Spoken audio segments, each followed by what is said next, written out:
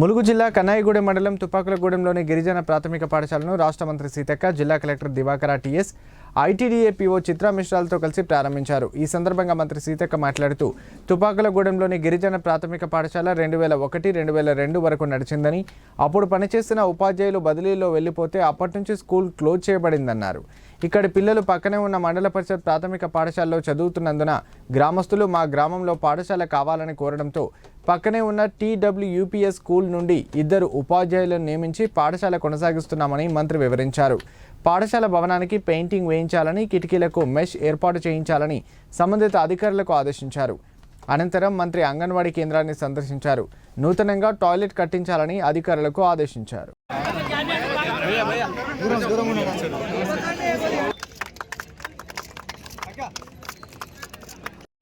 ఆ కోరికను నెరవేర్చడం కోసం 75 లక్షలతోటి మా యొక్క డిపార్ట్మెంట్ ద్వారా సెంట్రల్ లైటింగ్ ఇవ్వడం జరిగింది.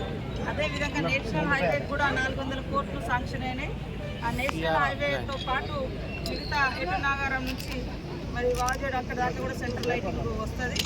మరి మీ అందరికీ ధన్యవాదాలు తెలియజేస్తూ గ్రామ ప్రజలు కూడా అందరూ అభివృద్ధిలో భాగస్వాములై గ్రామాలను పరిశుభ్రంగా ఉంచుకుంటూ ప్రజలకు మంచి అవేర్నెస్ కల్పించాలని కోరుకుంటూ అందరికీ నమస్కారాలు. ఇప్పటి నుంచి రోజు నడుపుతుంది బడి. కలెక్టర్ గారు గుర్తుపెట్టుకోండి. ఏం పేరు కలెక్టర్ పేరు? ఏం పేరు? కలెక్టర్ చాలా ఏళ్ళు టీచర్ లేరని ఇప్పుడు మనం ఒక స్పెషల్గా మరి అక్కడ నుంచి వేరే కాడ నుంచి టీచర్ని అలాట్ చేసి ఈ స్కూల్ని ఇప్పటి నుంచి తుపాకులగూడెం వాళ్ళ కోసం ఈ స్కూల్ రన్ అవుతా ఉంటుంది.